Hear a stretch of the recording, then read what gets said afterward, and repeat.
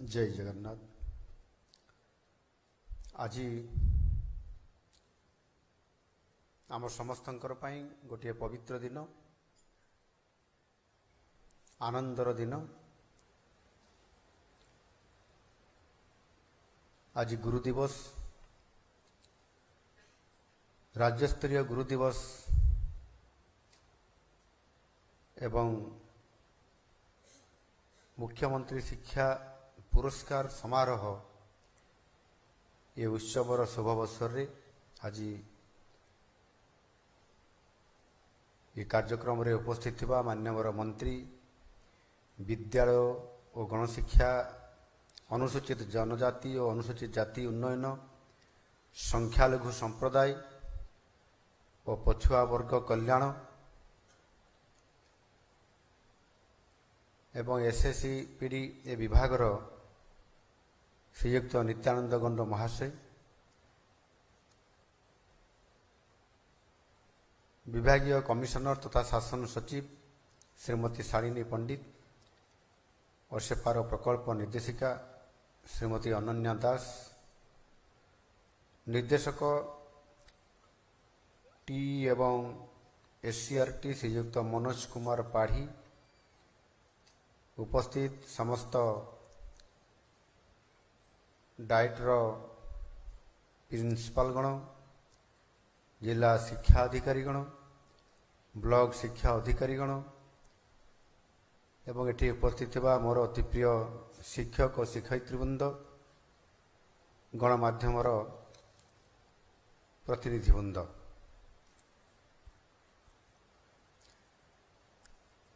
गुरु ब्रह्मा गुरु विष्णु गुरुदेव महेश्वर गुरु साक्षात परम ब्रह्म तस्मै श्री गुरवे नमः। आज भारतीय दार्शनिक, राष्ट्रनीतिज्ञ, पूर्वतन राष्ट्रपति, महान शिक्षाविद तथा आदर्श शिक्षक भारत रत्न डॉक्टर सर्वपल्ली राधाकृष्णनकर ये पवित्र जयंती अवसर रे मुझे भक्तिपूत श्रद्धांजलि जनाऊँगी। आज तांकर स्मृति रे पालन हेउथबा पवित्र गुरु दिवस और ताहार शुभ अवसर रे आउ थरे मु आपण मानकु समस्त को शुभेच्छा और अभिनंदन जनाऊँगी एवं विशेष करी शिक्षा समाज को मोर सम्मान जनाऊँगी। सर्वपल्ली राधाकृष्णन केवल जड़े विशिष्ट शिक्षाविद, दार्शनिक एवं लेखक नथिले, से थिले जड़े श्रेष्ठ गुरु। आजिकाली तो आउ से गुरु शिष्य परंपरा नहीं, किंतु प्रत्येक विद्यार्थी तथा प्रत्येक शिक्षक शिक्षयित्रींकर पाई आज से होउछंती आमर एवं आम समस्तंकर आदर्श। भारतीय संस्कृति और परंपरा रे शिक्षार महत्व ये आज नुह जुगे जुगे रही आसी एवं विशेष करी भारत रे वैदिक जुगरु ये चली आसुअछि। वैदिक परंपरा रे आम पिला माने बा बालक माने छोट समय रे अरण्य मध्य रे गुरुकुल रे रही अध्ययन करुथिले। जदियो आज आउ से गुरुकुल नहीं बा से गुरुकुलर गुरु शिष्य परंपरा नहीं, आज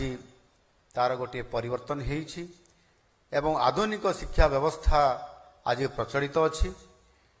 किंतु आपण माने समस्ते मने पकांतु, आज हजार हजार वर्ष धरिकरी ये गुरुकुल नहीं, शिक्षार व्यापक भाव में परिवर्तन हेइछि, आधुनिक शिक्षा व्यवस्था हेइछि। किंतु से हजार हजार वर्ष पूर्वर से छाप से नियारा परंपरा आज भी आम छात्र छात्री ठारे देखिबा मिलुछि। आम देश रे प्राथमिक विद्यालय जदि आम देखिबा विश्वविद्यालय पर्यंत आज भी से आमर जहा परंपरा गुरुकुल शिक्षा व्यवस्था थिला अभिवादन आ से अभिवादन स्वरूप आज आमे परस्पर मध्य जितेबले साक्षात होउछंती भेट होउछंती नमस्कार कहउछंती नमस्कार जनाउछंती एवं प्रणाम मध्य करुछंती। ये परंपरा देखंतु जदि आमे जो माने आम परिवार भी आज किए जदि विदेश रे पाठ पढ़ुथिबे ताहले ताको परिवार रो जो माने सेठी पाठ पढ़ी के आसुछंती बा आमे जहा जानुछंती जे पाश्चात्य देश रे एभली नमस्कार किंबा प्रणाम देखिबा पाई मिली न थाए कहना ये होउची आम भारतीय संस्कृति आ परंपरार एक सुंदर ये होउची नियारा परंपरा एवं आमर ये स्वतंत्रता आमर एनु निश्चित भाव रे आज से दृष्टिकोण आज आमे ये पवित्र गुरु दिवस अवसर रे मध्य गुरु शिष्यर संपर्क एवं आम परंपरा आम वैशिष्ट्य आम संस्कृति को आमे आधार करी आज आमे एभली एक उत्सवर आज सरकारी स्तर रे मध्य आज आमे सारा भारत वर्ष रे आज पालन करुछंती। जेते बेले आम देश स्वाधीनता लाभ करला सेते बेले आमर साक्षरता हार थिला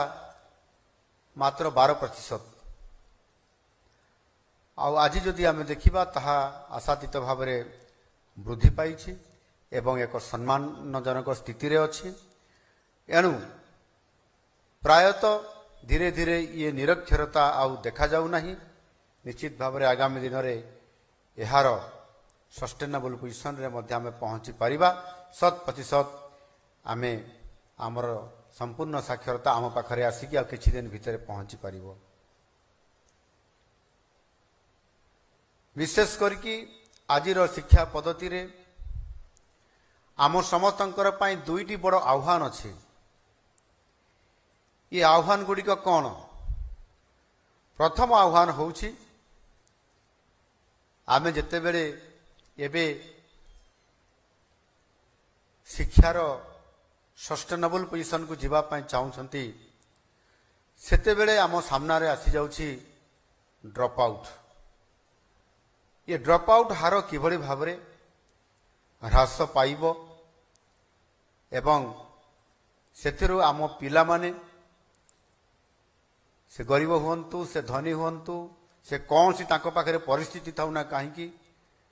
आ ड्रॉप आउट हार रहिबो नाही ताहा आशातीत भाव में ह्रास पाइबो। ये कथा को नेइकरी ये प्रथम दुईटी आह्वान भितर गोटे हूँ ड्रॉप आउट एवं द्वितीयटी हूँ गुणात्मक शिक्षा। एठारे मु कहि रखिया चाहे जे शिक्षा विशेष भाव में प्राथमिक शिक्षा आउ ए क्षेत्र रे आमे यदि देखिबा ताहले एथिरे दुईटी कथा गोटे हेला खाद्य आ गोटे हेला शिक्षा। खाद्य एवं शिक्षक खाद्य एवं शिक्षा मध्य आमर गोटाए निबिड़ संपर्क अछि। यदि आम पाखरे खाद्य नाही ताहले आम पिला पाठ पढ़िया पे जाऊ नाही। जदि जाउछि ताहले अपपुष्टिर शिकार होउछि एवं से भल पाठ पढ़ी पारु नाही तार मानसिक स्तर रे परिवर्तन हो नाही ज्ञानर विकास हो नाही परवर्ती पर्याय रे से मध्य विभिन्न परिस्थिति रे ड्रॉप आउट भी हो जाउछि। आउ या को आधार करिकि आज प्राथमिक स्तर रे सेइति पई आम पिला मानकु सर्वप्रथमे से पिला मानकु आम विद्यालय परिसर भितरे बांधी रखिबा पई जे से खाद्य भी खाइबो एवं पाठ भी पढ़िबो। आउ सेथि पई मिड डे मील रो ए व्यवस्था मध्य करा जायछि एवं ताहार गोटे प्रभाव भी रही। अंततः पक्षरे प्रथमे आगे पिलाटी विद्यालय को तो आसु विद्यालय को आसला भितरे से भल खाद्य खाऊ पुष्टिकर खाद्य खाऊ एवं पुष्टिकर खाद्य खाइला परे तापरे शिक्षक माध्यम रे एक परिवेश माध्यम रे से धीरे धीरे पाठ पढ़िबा प्रति आकृष्ट हबो। आउ सेथि पई ओडिशा सरकार आम राज्य रे आज ये जो मिड डे मिल को आमे यह को केवल अष्टम श्रेणी पर्यंत सीमित न रखी नवम दशम श्रेणी अर्थात दशम श्रेणी पर्यंत मध्याह्न भोजन को संप्रसारित करवा एवं ताहा सहित गोटिए अधिक गोटिए दिन रे अधिक अंडा गोटिए दबा एवं 3 दिन रे पुष्टिकर लडू दबा ये व्यवस्था मध्य जो पुष्टिकर खाद्य अच्छी ताकू संप्रसारित करवा ये कार्यक्रम आम सरकार आसिला परे ताकू वृद्धि करिसंती एवं सेही बड़ी भावरे जदि आमे ड्रॉप आउट हार को देखिबा एवं कौ वर्गर लोक माने कौ वर्गर छात्र छात्री माने अधिक ड्रॉप आउट होउछंती ताहले हिसाब रे रिपोर्ट रे आसीची जे विशेष करिकी आम ओडिसा रे जेहेतु 24% रु अधिक जनजाति अनुसूचित जनजाति वर्गर छात्र छात्री माने सामाने ड्रॉप आउट होउछंती ये रिपोर्ट आसिला परे तांको उपरे प्राधान्य प्रथमे दिया जाइछि एवं सेथि पई ड्रॉप आउट हार बा रेट को कम करबा पई आमे माधव सिंह हाथ खर्च योजना आज कार्यकारी करूछु आउ एहा करबा द्वारा पाखापाखि 3 लाख रु अधिक छात्र छात्री एथिरे उपकृत हेबा एवं धीरे धीरे ड्रॉप आउट हार खसी जिबा ये प्रकार गोटे बड़ कार्यक्रम आम सरकार आज हाथ को नहीं छंती। द्वितीय आह्वानटी है गुणात्मक शिक्षा प्रदान ये जो गुणात्मक शिक्षा प्रदान या किभली भाव में कार्यकारी करा जाई पारिबो अतीत रे अनेक जगार आम गुणात्मक शिक्षा प्रदान करिवारे हुए तो कौन सी ना कौन सी जगार टिकिए झुंटेई ही पड़िछंती एवं सेथिरे शिक्षक नियुक्ति न होबा एवं भित्तिभूमि को गुरुत्व न दबा एभली एक परिस्थिति नकारात्मक परिस्थिति मझे आसिला जो कि गोटे गोटे विद्यालय रे जड़े शिक्षक रे स्कूल चलिबा आउ गोटे गोटे विद्यालय रे जड़े भी शिक्षक नथिबो आउ से विद्यालय चलिबो अर्थात जी शिक्षक नुह जी ड्रॉप आउट पाई जी शिक्षा अरे केमिति पिला माने स्कूल को आसीबे ड्रॉप आउट होउथबा पिला माने तांको पाई से कॉन्ट्रैक्चुअल टीचर बा एसएस टीचर हुंतु सेही मानकर स्तर रे काम करूथबा शिक्षकंकर द्वारा से विद्यालय को छाड़ी देथिबा कारण से विद्यालय प्रकृत रे जणे भी शिक्षक नथिले ये गत सरकार समय ये निश्चुक छवि मु निजे देखिछि विधायक हिसाब रे भी एवं जड़े शिक्षक हिसाब रे मध्य एनु निश्चित भाव रे एतिरे गुणात्मक शिक्षा कथा जिते बळे आमे आलोचना करूछंती प्रथम रे तो शिक्षक दरकार एवं परवर्ती पर्याय रे तार भित्तिभूमि दरकार एवं आमे सेथिरे जो प्रथम आह्वान टी जोड़िले सेथिरे आमे पिला ड्रॉप आउट केमती न हबो सेति पई पुष्टिकर खाद्यर व्यवस्था करिबा पिला को केमती ड्रॉप आउट नहीं स्कूल को आनिबा ये कथा जदि आमे देखिबा आज दिन रे गोटे परिवर्तन हेछि केंद्र रे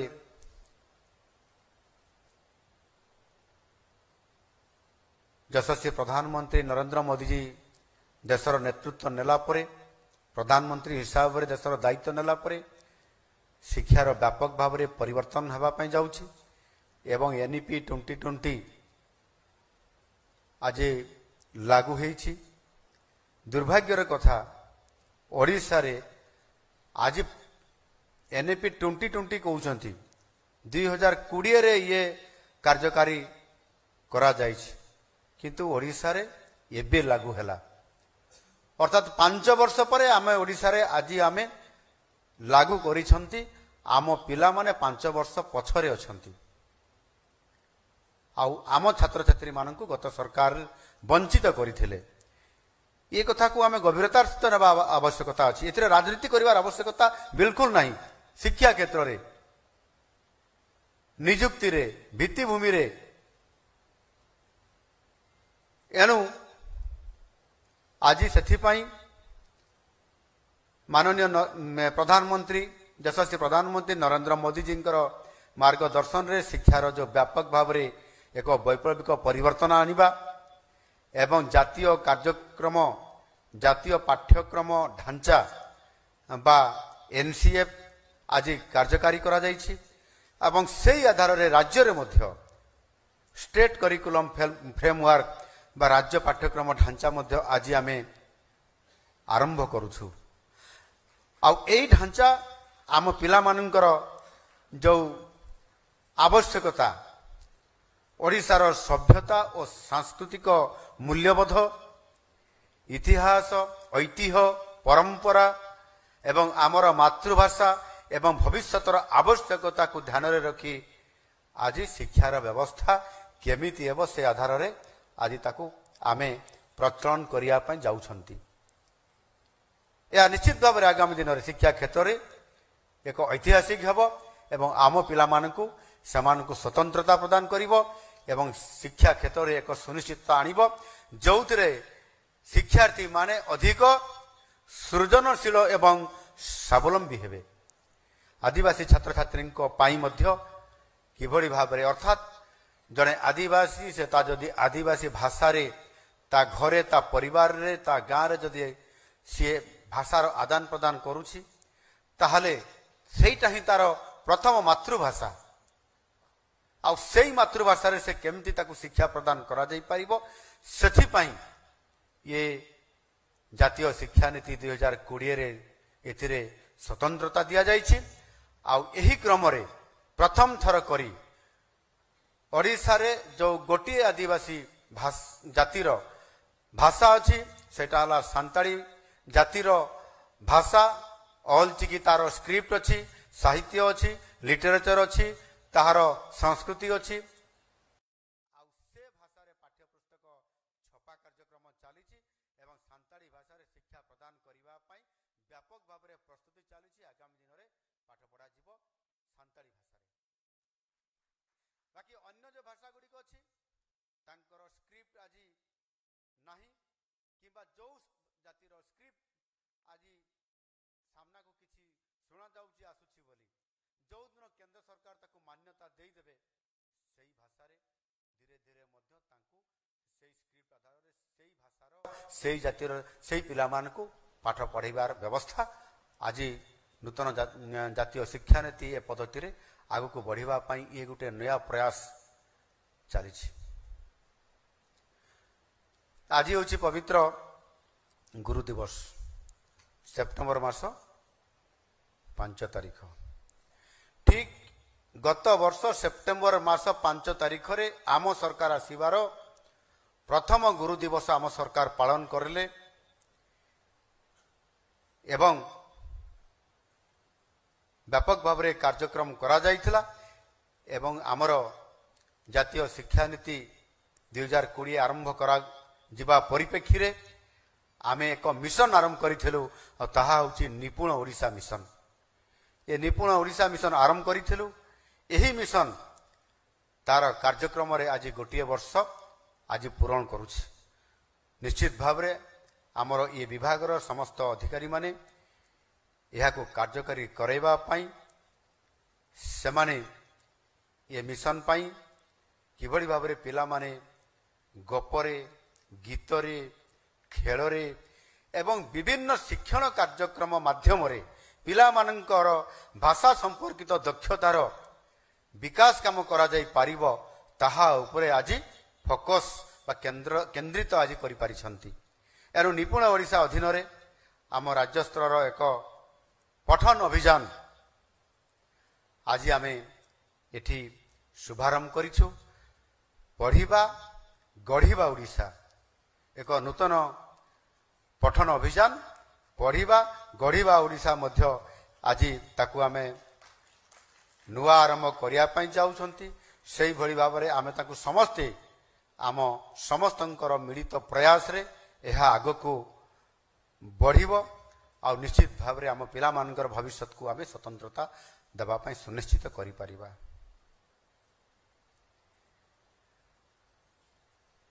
आ माध्यम शिक्षार्थी मध्य नियमित एवं स्वाधीन पठन अभ्यास को प्रोत्साहित करा जाई परिबो।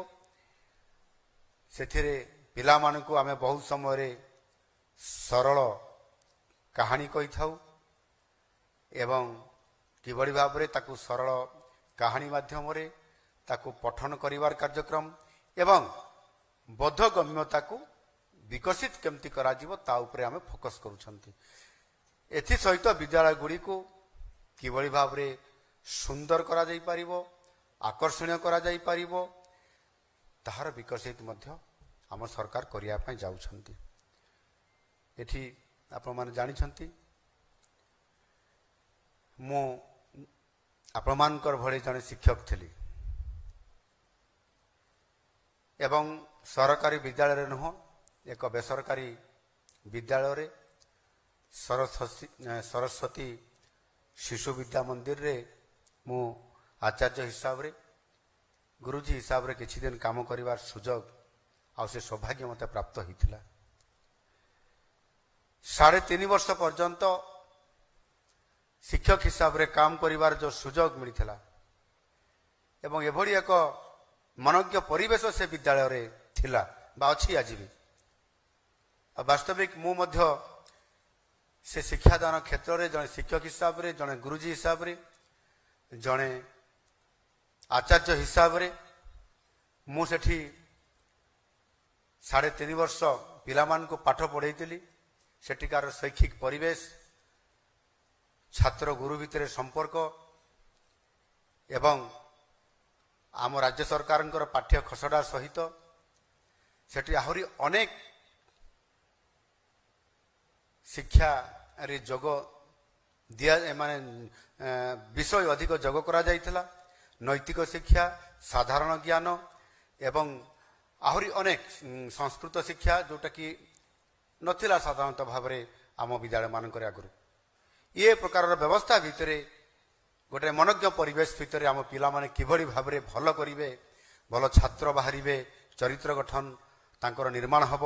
ଏ ସମସ୍ତ କଥାକୁ ଗୁରୁତ୍ୱ ଦିଆଯାଉଥିଲା। ଏବଂ ସେଇ ଆଧାରରେ ଯେତେବେଳେ ମୁଁ ଦେଖିଲି ଶିଶୁ ମନ୍ଦିର ଏତେ ସୁନ୍ଦର ପରିବେଶ ତିଆରି ହେଇଛି, କିନ୍ତୁ ଆମ ସରକାରୀ ବିଦ୍ୟାଳୟରେ କାହିଁକି ନୁହଁ, କାହିଁକି ହେଇପାରିବ ନାହିଁ, ଇଏ କଥାକୁ ମନ ଭିତରେ ମୋର ଅନେକ ପ୍ରଶ୍ନ ମୋ ପାଖରେ ଅସମାହିତ ପ୍ରଶ୍ନ ଉଙ୍କି ମାରିଥିଲା। ଏବଂ ବିଧାୟକ ହେଲା ପରେ ମୋ ମନରେ ସେଇ ଯେଉଁ ସମସ୍ୟା ଲାଗି ରହିଥିଲା ତାକୁ ଆଧାର କରି କିଭଳି ଭାବରେ ଅନ୍ତତଃ ପକ୍ଷେ ମୋ ବିଧାନସଭାରେ ନହେଲେ ମୋ ଜିଲ୍ଲାରେ କେମିତି ଏଭଳି ଏକ ମନୋଜ୍ଞ ପରିବେଶ ଭିତରେ ଶିକ୍ଷା କ୍ଷେତ୍ରରେ ଗୁଣାତ୍ମକ ମାନ ଶିକ୍ଷା ସହିତ ଗୋଟିଏ ଆଦର୍ଶ ବିଦ୍ୟାଳୟ କିଭଳି ଭାବରେ ପ୍ରତିଷ୍ଠା ହେଇପାରିବ, କରାଯାଇପାରିବ, ଇଏ ଅସମାହିତ ପ୍ରଶ୍ନକୁ ନେଇ ମୁଁ ବିଧାନସଭା ବାହାରେ ତତ୍କାଳୀନ ମୁଖ୍ୟମନ୍ତ୍ରୀଙ୍କର ପାଖରେ, ଜିଲ୍ଲାପାଳଙ୍କ ନିକଟରେ ଅନେକ ସମୟରେ ମୁଁ ଚିଠି ଦେଇଥିଲି, ପ୍ରସ୍ତାବ ଦେଇଥିଲି, ଆଲୋଚନା କରିଥିଲି ଯେ ଏକ ଗୁଣାତ୍ମକ ମାନର ଆଦର୍ଶ ପ୍ରାଥମିକ ସ୍ତରରେ ଶିକ୍ଷାକୁ କିଭଳି ଭାବରେ ସୁନିଶ୍ଚିତ କରାଯାଇପାରିବ। ଯଦିଓ ସେଦିନ ମୋ କଥାକୁ ପୂର୍ବ ସରକାର ଗ୍ରହଣ କରିନଥିଲେ, ଗୁରୁତ୍ୱ ଦେଇନଥିଲେ, ମୁଁ ବହୁତ ଚିନ୍ତିତ ବି ଥିଲି, କିନ୍ତୁ ମୁଁ ହତୋତ୍ସାହ ହେଇନଥିଲି ଏବଂ ଭାଙ୍ଗି ପଡ଼ିନଥିଲି। ମୋର ସଂଘର୍ଷକୁ ମୁଁ ଜାରି ରଖିଥିଲି। ସମୟ ବଦଳିଲା ଆଉ ମୋତେ ନିଜେ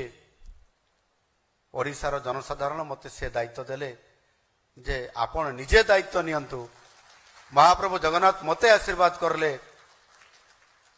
ଏବଂ ଦାୟିତ୍ୱ ଦେଲେ ଆପଣ ନିଜେ ଏଭଳି ଏକ ଶିକ୍ଷାର ମନୋଜ୍ଞ ପରିବେଶ ସହିତ ନୂତନ ଶିକ୍ଷା ପଦ୍ଧତି ଭିତରେ ଏକ ଆଦର୍ଶ, ଏକ ମଡେଲ ହିସାବରେ ଶିକ୍ଷାର ବ୍ୟବସ୍ଥାକୁ ତିଆରି କରନ୍ତୁ। ଆଉ ମୋର ଆଜି ପରମ ସୌଭାଗ୍ୟ ଯେ ଆଜି ଆପଣମାନଙ୍କର ସମସ୍ତଙ୍କର ସଦିଚ୍ଛା ଏବଂ ମାନନୀୟ ମୋଦିଜୀଙ୍କର ଦିଗ୍ଦର୍ଶନରେ ଆଜି ମୋତେ ରାଜ୍ୟର ସେଇ ସେବା କରିବା ପାଇଁ, ଏ ଶିକ୍ଷାର ବ୍ୟବସ୍ଥାକୁ ପରିବର୍ତ୍ତନ କରିବା ପାଇଁ ଆଜି ସ୍ୱତନ୍ତ୍ରତା, ଆଜି ଦାୟିତ୍ୱ ମୋତେ ଦିଆଯାଇଛି। ଆଉ ଆଜି ମୁଁ ମଧ୍ୟ ତାହାର କିଭଳି ଭାବରେ ଭରପୁର ଉପଯୋଗ କରାଯାଇପାରିବ, ଶିକ୍ଷା କ୍ଷେତ୍ରରେ ଓଡ଼ିଶାରେ ଏକ ऐतिहासिक वैप्लविक एक परिवर्तन अणाई पार आपाई आम सरकार आज कार्यरत। ये आमर शिक्षा मंत्री कहते गोदावरी मिश्र आदर्श प्राथमिक विद्यालय योजना आज आम सरकार हाथ को नहीं जो कथा मुझे कहती एक आदर्श बा मॉडल हिसाब से आम तैयारी करवा। प्रथमे प्रति पंचायत स्तर में केमिति गोटे गोटे विद्यालय प्रतिष्ठा करवा से जमीती आपंकर प्रति ब्लॉक रे गोटे गोटे गत सरकार ओडिशा आदर्श विद्यालय प्रतिष्ठा करिसंती किंतु सेटा सीबीएसई पैटर्न रे आमे आम ओडिशा सरकारंकर बा जातीय शिक्षा नीति आधार रे ही एक मॉडल स्कूल को आम छिड़ा करिया पई पड़िबो। आ सेही दृष्टिकोण गोदावरी मिश्र आदर्श प्राथमिक विद्यालय परिकल्पना 2019 मसीह जेते बेले मु या उपरे केंद्रित करी सरकार उपरे दाबी करी आसुथिली आहा निश्चित भाव में एक स्वतंत्रता पाइब अत्याधुनिक प्राथमिक विद्यालय ता भितरे पशिब आदर्शता रहिबो जेभली भाव में सही पुरातन एक आदर्श शिक्षा परिवेश थिला जोठी आउटा होउची सत्यवादी वन विद्यालय रे जोठी पंचसखा से सत्यवादी वन विद्यालय रे आग एक आदर्श शिक्षार परिवेश एवं एक विद्यालय प्रतिष्ठा करथिले पिला मानकु किबळी भाबरे आदर्श भाबरे शिक्षा परिवेश सृष्टि करिकरी तांकु शिक्षादान प्रदान करइबे आ इहा द्वारा पिला माने किबळी भाबरे एक मॉडल हिसाब रे बाहरिबे एवं गोटे व्यापक भाबरे शिक्षार परिवर्तन आगामी दिन रे करा जाई परिबो। आज ये गोदावरी मिश्र प्राथमिक आदर्श विद्यालय ये आरंभ हो जाइए कौ विद्यालय रे केबे ठारू आरंभ करा जिवो तार स्वतंत्रता आम विभाग ताकू देखुचंती। प्रथम पर्याय रे 835 टी विद्यालय निर्माण करा जिवो एवं तार किछि क्राइटेरिया अछि से क्राइटेरिया आधार रे एवं प्रायतः प्रत्येक पंचायत स्तर रे ये कार्यक्रम को आमे हाथ को नौछु मॉडल 1 मॉडल 2 एई बड़ी भाव रे कार्यक्रम करा जिवो एवं सेतिरे पाखापाखि प्राय प्रत्येक विद्यालय रे 5 कोटी रु 7 कोटी टका पर्यंत मध्य खर्च करा जिवो। गोटिए होउची ताहार भित्तिभूमि गोटिए पार्ट आउ गोटिए पार्ट होउची गुणात्मक शिक्षा प्रदान करिया पई आवश्यक पदक्षेप नबा कौन पदक्षेप निया जिवो कौन कले हम विद्यालय रे आदर्शता रही पारिबो गुणात्मक शिक्षा प्रदान करा जाई पारिबो इहा को गुरुत्व आरोप करने सहित शैशव शिक्षा को किभली भाव में सुदृढ़ करा जाई पारिबो जहा केंद्र शिक्षा नीति आधार रे ताकू अडॉप्ट करा जाइछि। सेथिपई आम ओडिशा स्तर रे आमे प्राक प्राथमिक शिक्षा को एक शिशु बाटिका नाम दीजु। ये शिशु बाटिका तार आरंभ होइछि। शिशु बाटिका रे प्रथम रो ही छोट बेलू पिला मान को उत्तम परिवेश सहित गुणात्मक शिक्षा देवा पाई आमे ये कार्यक्रम आज हाथ को नौछंती। आउ सेथिपई प्राय राज्य रे 45,000 प्राथमिक विद्यालय रे शिशु बाटिका ये कार्यक्रम आरंभ करा जाइछि। 5 रु 6 वर्ष बयसर पिला मान को प्राक प्राथमिक शिक्षा एथिरे प्रदान करा जाउछि। आउ सेथिरे मध्य आमे पिला मान को जत्न नेबा तांको सहायता देबा पाई शिशु सेविका को मध्य नियुक्ति देबा पाई जाउछु। एहा द्वारा सेठी शिशु सेविका हिसाब रे जणे महिला नियुक्ति भी हेबे एवं तांकर सेवा प्रदान करिवे। आस स्कूल जिबा ये जो अभियान आस स्कूल जिबा ये अभियान अधीन रे मध्य कार्यक्रम चली एथिरे आरंभ रु 18 वर्ष पर्यंत जो बयसर पिला माने ड्रॉप आउट होउछंती सेमानंकर पाठ पढ़ार उन्नति हेउ नाही। आउ सेथि पाई जो परिवार 18 वर्ष बयस पर्यंतर जो पिला माने अछंती तांको घर को घर सर्वे करा जाउछि। स्कूल जाउ नथुआ पिला मान को चिन्हट करिबा सेमानंकर पाठ छाड़ीबार कारण कोन पचारि बुझिबा स्वतंत्र पाठ छाड़ीबार कारण एवं स्वतंत्र आवश्यकता पिला मानक उपरे कौ परिस्थिति देकर जाइछि तार स्थिति मूल्यांकन करवा ये समस्त कथा को गुरुतर सह आज आम सरकार नहीं एवं गत 5 वर्ष मध्य शिक्षा व्यवस्था रे प्रवेश करिवार आशा करा जाउथबा जो पिला मान को ता भितरे तांकर संख्या आकलन करिबा एवं यही अभियान रो जो उद्देश्य अछि ताकू साकार करिबा पई आगामी दिन कार्यक्रम मध्य ए कार्यक्रम माध्यम रे समान को कार्यकारी करिया पई पड़िबो आ सेथि पई ए काम मध्य आम स्कूल जिबा ए कार्यक्रम रे स्वतंत्रता दिया जाइछि। शिक्षार एक अनुकूल वातावरण एवं परिवेश सृष्टि करिबा आउ से आधार रे विकसित ओडिशा को लक्ष्य हासिल करने निमंते आमे आज शिक्षा क्षेत्र में मध्य डिजिटल एवं आर्टिफिशियल इंटेलिजेंस आधारित शिक्षा प्रदान ताको प्रचलन करने आज आम सरकार मध्य निष्पत्ति नेबा पई जाउछंती।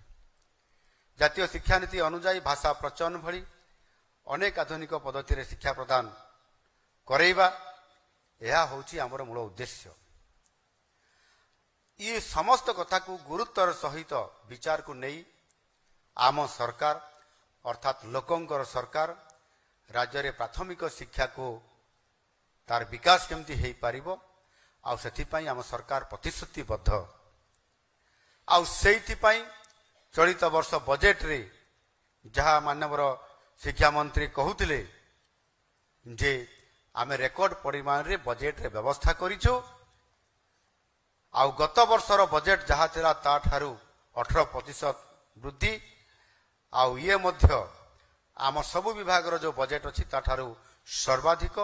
एवं 31,000 कोटी टंका रो व्यय बराद मध्य करा जाइछि। ये शिक्षा व्यवस्था रे स्वतंत्रता आमे देबा द्वारा ये खाली ओडिसा रे नुह बजेट अनुपात रे देश रे प्रथम 5 गोटी राज्य भितर मध्य आमर स्वतंत्रता अछि आ से आधार रे आमे आज बहुत स्वतंत्रता देइछु आम प्राथमिक शिक्षा को आउ एथिरो ही आपण माने जानि पारुथिबे जे शिक्षा प्रति किभଳି भाबरे आम सरकार आज गुरुत्व दउछंती। आपण माने जानिथिबे आज हला 5 तारिख गोटे दिन पूर्वरु थिला 3 तारिख 3 तारिख रे जीएसटी काउंसिल रो 56तम बैठक अनुष्ठित होइतिला। मोर भी सौभाग्य थिला जे से जीएसटी काउंसिल बैठक रे मु उपस्थित थिली। मुख्यमंत्री हिसाब रे नुह अर्थमंत्री हिसाब रे एणु मु सेठी ये बैठक रे 11 बैठक आरंभ होइतिला दिल्ली रे राति 9:30 बेले बैठक सरिला निरंतर भाव में 10.5 घंटा बैठक सेठी अनुष्ठित होला एवं एथिरे विभिन्न द्रव्य और सेवा उपरे किभଳି भाबरे अर्थात जीएसटी उपरे आपन सस्ता केमिति हेबा आ से उपरे आलोचना चली थिला एवं ता उपरे मध्य शिक्षा क्षेत्र में बहुत बड़ा गोटे आज ये क्षेत्र उपयोग हेउतबा जो समस्त उपकरण गुड़िक शिक्षा क्षेत्र में आपण मान क्षेत्र में ताकू संपूर्ण आज करमुक्त करा जाई पारिछि। ये जीएसटी रे ता हेइछि आ एहा द्वारा आम ये विभाग रे आहुरी सहजरे आमे ताकू आम विद्यार्थी माने उपकृत ही पारिबे। सेथिरे शिक्षक शिक्षयित्रींकर प्रति अगणित विद्यार्थी ए समस्त प्रति आपण मानकर प्रति ये गोटे उपहार एथिरे निश्चित भाव में आम परिवार रे पिला मानक भितरे अर्थ संचय निश्चित भाव में हेबो। अर्थ संचय हेले आमे से अर्थ रे आमे निश्चित भाव में अनेक किछि आहुरी नुआ कार्यक्रम करि परिबा। सेथिपाई माननीय मोदी जी को मु आज आउ थरे धन्यवाद ज्ञापन करुछि। सबुठारु बड़ कथा हला शिक्षा क्षेत्र रे सबुठारु बड़ कथा होउछि जे सेटा होउछि शिक्षक। शिक्षक माने होउचंती आम शिक्षा क्षेत्र मेरुदंड। एणु आम सरकार से शिक्षक मानकर स्वार्थ ताकू किभଳି भाबरे ପୂରଣ କରାଯିବ, ତାଙ୍କର ଦାବି ପୂରଣ କରାଯାଇପାରିବ ଏବଂ କିଭଳି ଭାବରେ ଶିକ୍ଷକମାନେ ଭଲରେ ରହିବେ ଏହା ଉପରେ ଆଜି ଫୋକସ୍ କରିବା ପାଇଁ ଯାଉଛନ୍ତି। ଆଉ ସେଥିପାଇଁ ସର୍ବପ୍ରଥମେ ଯେଉଁ ଭେକେନ୍ସି ଅଛି ବା ଖାଲି ଥିବା ଶିକ୍ଷକ ପଦ ପୂରଣ କରିବା ପାଇଁ ଆଜି ଗୋଟିଏ ଆମେ ବଡ଼ ପଦକ୍ଷେପ ନେବା ପାଇଁ ଯାଉଛୁ। ସେଥିପାଇଁ ନୂତନ ଶିକ୍ଷା ଅନୁଯାୟୀ ଖାଲି ହେବାକୁ ଥିବା ପଦକୁ ବିଚାରକୁ ନେଇ ପ୍ରାଥମିକ ସ୍ତରରେ ଆଗାମୀ 3 ବର୍ଷ ମଧ୍ୟରେ ପ୍ରାୟତଃ 45,000 ଶିକ୍ଷକ ପଦବୀ ଆପଣଙ୍କର ପୂରଣ କରାଯିବ ଆଉ ତାହା ମଧ୍ୟ ରେଗୁଲାର ଭିତ୍ତିକ। ଏଥିରେ ଆଉ କଣ୍ଟ୍ରାକ୍ଚୁଆଲ ପୋଷ୍ଟିଂ ହେବେ ନାହିଁ। ରେଗୁଲାର ହିସାବରେ ପିଲାମାନେ ରେଗୁଲାର ନିଯୁକ୍ତି ମାଧ୍ୟମରେ ସେମାନେ ସ୍ୱତନ୍ତ୍ରତା ପାଇବେ ଏବଂ ଶିକ୍ଷାର ବ୍ୟବସ୍ଥାକୁ ଆହୁରି କିଭଳି ଭାବରେ ସଂସ୍କାର ଅଣାଯାଇପାରିବ ତା ଉପରେ ବିଚାର ବିମର୍ଶ ଚାଲିଛି ଏବଂ ଆଜି ଯେଉଁ ମାଧ୍ୟମିକ ଶିକ୍ଷା ପରିଷଦ ଓ ଉଚ୍ଚ ମାଧ୍ୟମିକ ଶିକ୍ଷା ପରିଷଦ ଏ ଯେଉଁ ଦୁଇଟି ବୋର୍ଡ ଅଛି, ଏ ଦୁଇଟି ବୋର୍ଡ ଯେଉଁ ଅଛି ଅଲଗା ଅଲଗା ତାକୁ ମିଶାଇ ଦିଆଯାଉଛି ଏବଂ ସେଥିରେ ଗୋଟିଏ ବୋର୍ଡ କାର୍ଯ୍ୟକ୍ରମ କରିବ। ଅର୍ଥାତ୍ ପ୍ରଥମରୁ ଦ୍ୱାଦଶ ଶ୍ରେଣୀ ପର୍ଯ୍ୟନ୍ତ ଗୋଟିଏ ବୋର୍ଡ ଅଧୀନରେ କାମ କରିବ, ଯାହାଫଳରେ କି ଆମକୁ ଅତି ସହଜ ଆଉ ହେଇପାରିବ। ତାହାର ବ୍ୟବସ୍ଥା ଆଜି ସରକାର ଆଜି କରିବା ପାଇଁ ଯାଉଛନ୍ତି। ଏଥିରେ ଛାତ୍ର ଏବଂ ଶିକ୍ଷକର ଯାହା ବି ସମସ୍ୟା ଥିବ ତା ମାଧ୍ୟମରେ ତାହା ସମାଧାନ କରାଯାଇପାରିବ। ଏଣୁ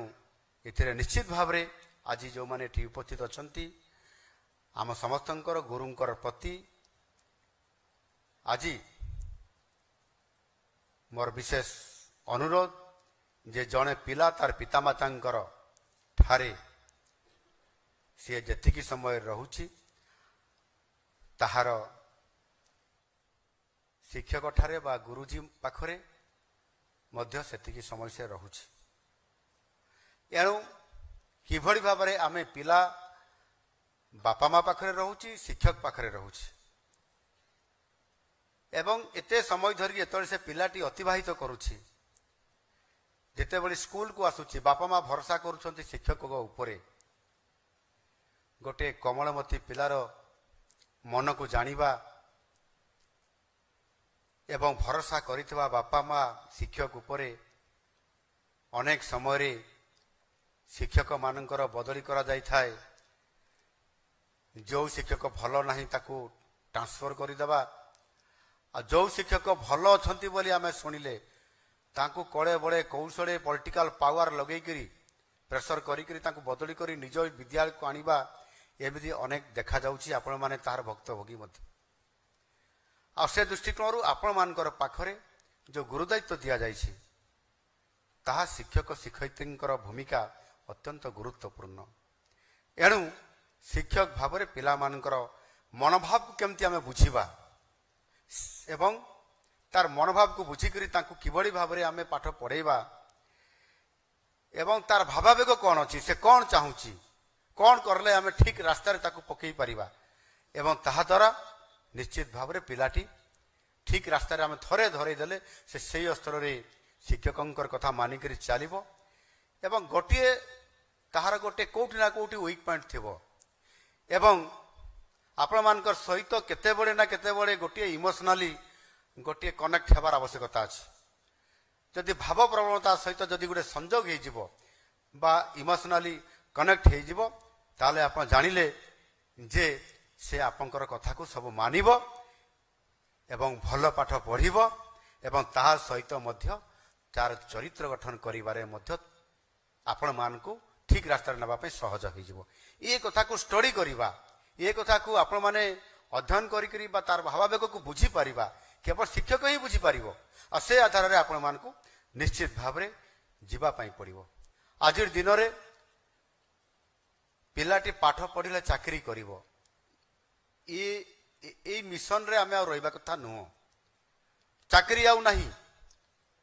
ଅର୍ଥାତ୍ ଆମେ କେବଳ ଚାକିରି କରିବା ପାଇଁ ପାଠ ପଢ଼େଇବା, ସେ ମିଶନରେ ଆମେ ନ ରହି କିଭଳି ଭାବରେ ତାର ଶିକ୍ଷାରେ ପୂର୍ଣ୍ଣାଙ୍ଗତା ଆସିବ ଏବଂ ତାହାର ରୁଚି ଅଛି କୋଉ ବିଷୟ ପ୍ରତି, କୋଉ ଆଡକୁ ସେ ଢଳୁଛି। ଆଉ ଭଲ ଭାବରେ ଆପଣମାନେ ଜାଣିଛନ୍ତି ଆଜିର ଦିନରେ ବିଭିନ୍ନ କ୍ଷେତ୍ରରେ ଆଜିକାଲି ଯେଉଁ ସୁଯୋଗ ସିଏ ଆଉ ସୀମିତ ନାହିଁ। ଏ ସୁଯୋଗ ଅସୀମିତ ଅଛି। ଆଜି ଯଦି ସେ ଭଲ କରିବ ତାହେଲେ ସେ କୋଉ ରାସ୍ତାକୁ ବାଛୁଛି ସେଇ ଆଡ଼କୁ ଆମେ ଉପଯୁକ୍ତ ସମୟରେ ମାର୍ଗଦର୍ଶନ କରିକି ତାକୁ ନେଇଯିବା। ଏଇଟା ହେଉଛି ମୋର ଆପଣମାନଙ୍କୁ ଅନୁରୋଧ। ଆପଣ ତାର ଲୁକାୟିତ ଥିବା ପ୍ରତିଭାକୁ ଚିହ୍ନଟ କରନ୍ତୁ ଏବଂ ଚିହ୍ନଟ କରିଲା ପରେ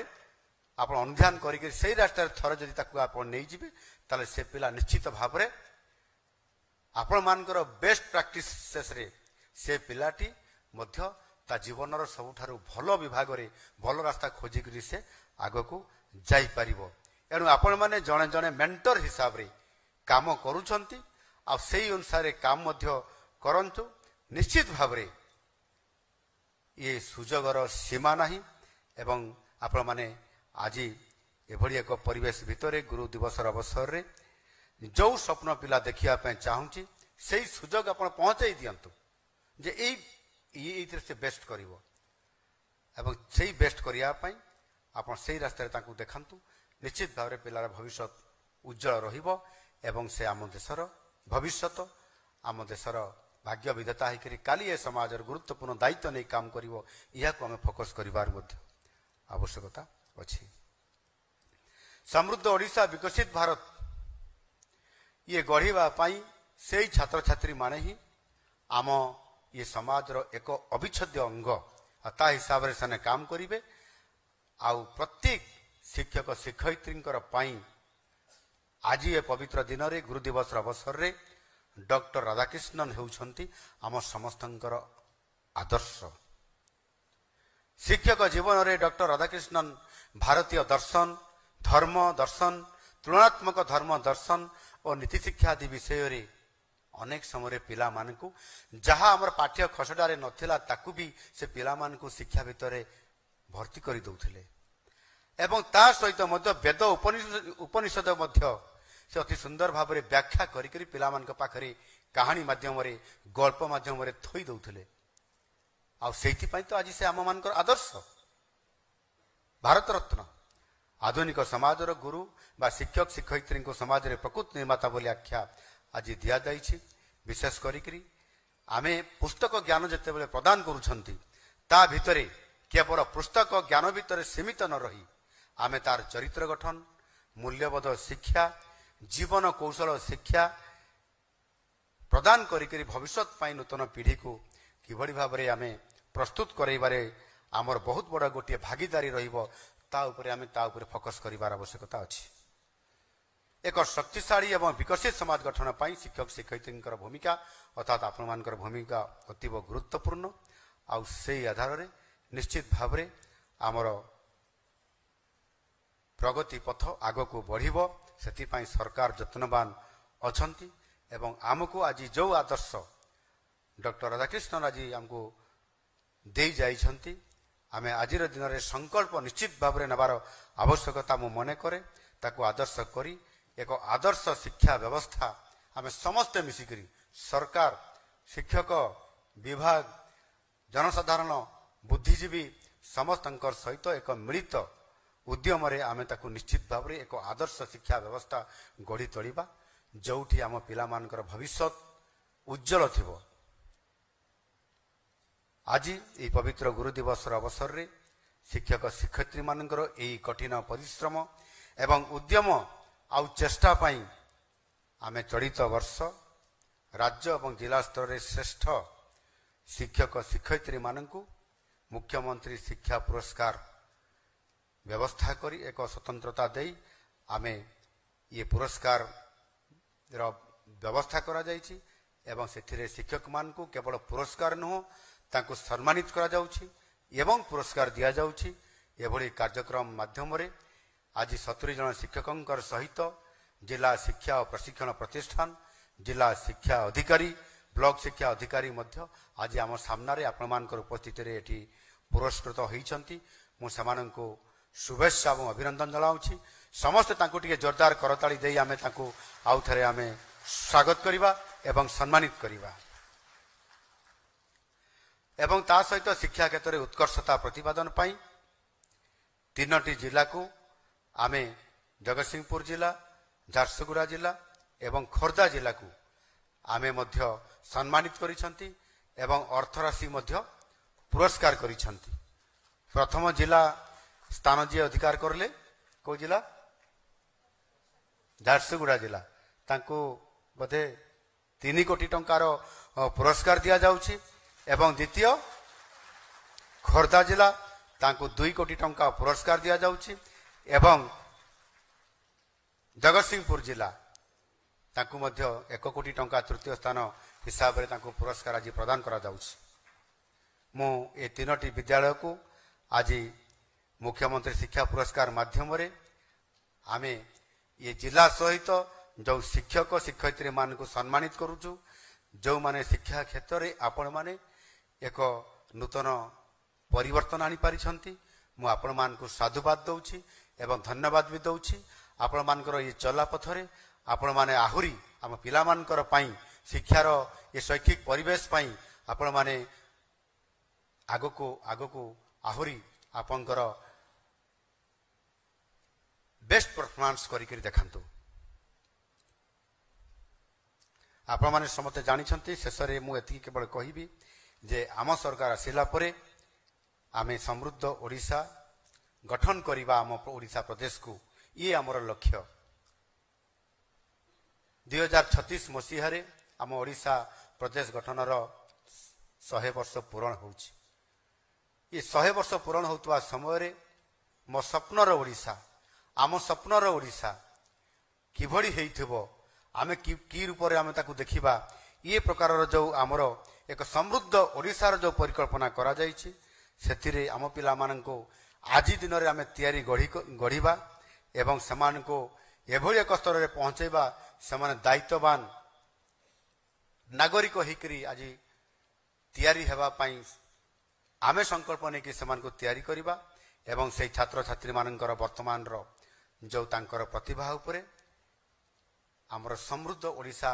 निर्भरशील हबो। जदि आमे आजिरु गढ़ी तोड़ीथिबा एवं आसंता 11 वर्ष ये कालखंड कम नुह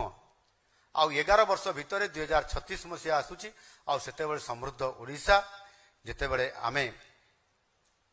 7 वर्ष पालन करिया पई जिबा सेतेबेले किभଳି भाबरे ओडिशा को आमे विकसित करिथिबा एहा केवल आपण मानको ऊपर निर्भर आउ सेथि पई आपण मानको संकल्प नबा पई पड़िबो। आम पिलार भल मंद आपण माने जानती तार दायित्व आपण मानकर पाखरे उपयुक्त गाइड करी मनीष करिबा दायित्व आपण मानकर।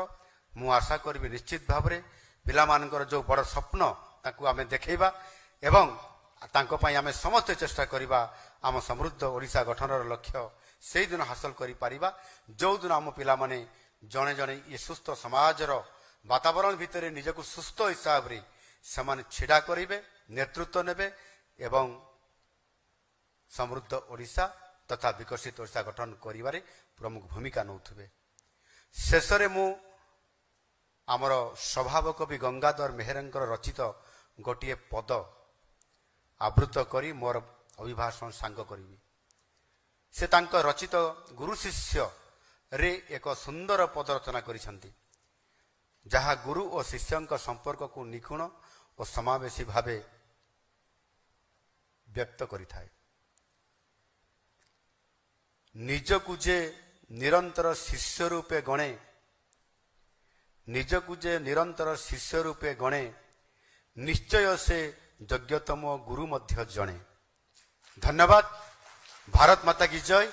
वंदे उत्कल जननी। आज आम शिक्षक मान को सम्मानित करागला एवं पुरस्कार भी दिगला एवं आम मानक भितर जो मन आहुरी सर्वश्रेष्ठ होगी जातीय स्तर को जातीय शिक्षक पुरस्कार अर्थात राष्ट्रपति पुरस्कार प्राप्त होगापाई योग्य जो शिक्षक माने हेले बसंत कुमार रणा प्रधान शिक्षक सरकारी उच्च प्राथमिक विद्यालय कंडेल करुकुंडा मालकानगिरी सुदूर मालकानगिरी जड़े शिक्षक आज सी राष्ट्रपति पुरस्कार प्राप्त शिक्षक हिसाब रे सम्मानित होती एवं आउ जड़े होती तरुण कुमार दास प्राथमिक शिक्षक पीएम श्री केंद्रीय विद्यालय कोरापुट तांको पाई एतिकी करताड़ी देले हेबो नाही केते कंजूसी करले हेबो नाही जोरदार करताड़ी आमे देबा एवं तांको स्वागत करिबा आज जातीय पुरस्कार ग्रहण करने राष्ट्रपति पुरस्कार प्राप्त शिक्षक हिसाब रे जो मान्यता आज पाई सम्मानित पाई आम समस्त से आहुरी गर्व एणु आमे निश्चित भाव किभली भाव ये प्रतियोगिता रे आग को बढ़िबा आउ सेतिपाई निश्चित भाव आज ये पवित्र गुरु दिवस अवसर रे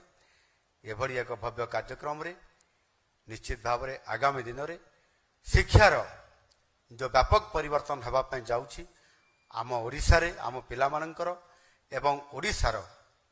भाग्य मध्य परिवर्तन हब समृद्ध ओडिशा हब विकसित ओडिशा हब आमे समस्त संकल्प नहीं मोदी जी सही संकल्प 2047 रे विकसित भारत ताकू मध्य पूरा करिबा। धन्यवाद।